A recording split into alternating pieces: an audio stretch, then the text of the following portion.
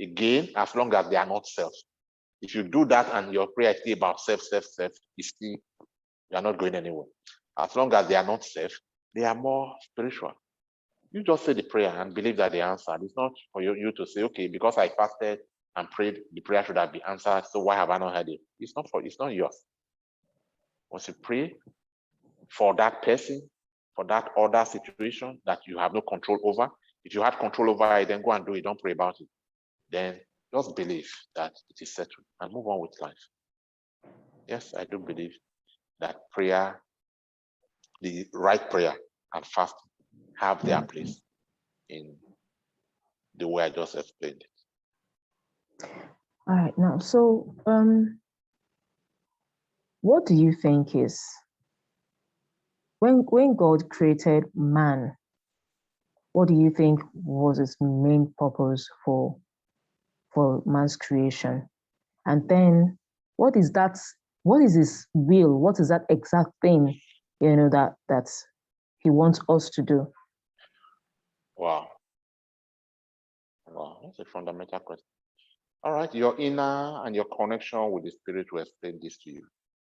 But from my own experience,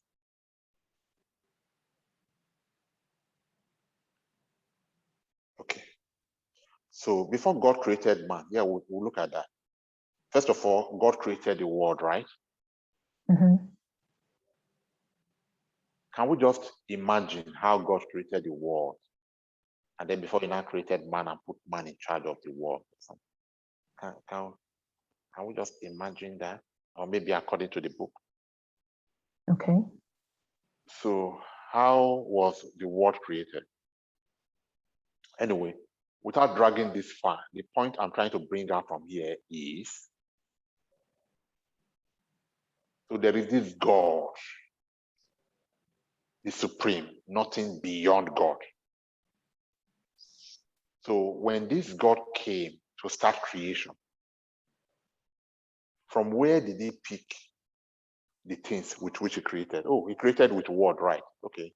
From his word, things were formed. So he did not necessarily pick something to mold something and call it creation.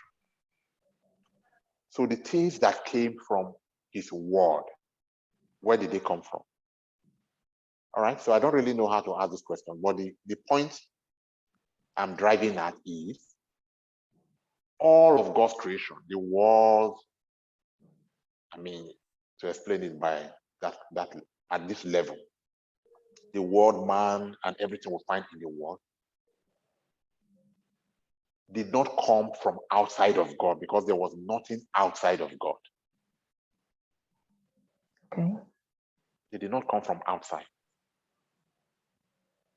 If they came from outside, then we cannot imagine that somebody came, took something that was already existing, and then made something out of that, and then it became. So there was God by himself is everything. So everything that there is was originally part of God.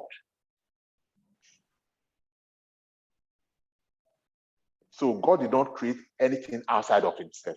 So all he did was open himself up and allow the things that already exist within him to be.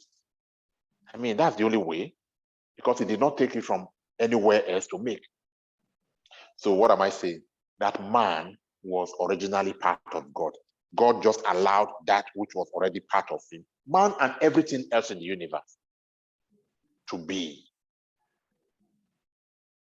All right? And then when man now, man specifically be, he gave man, I'm being too religious here by just going that line.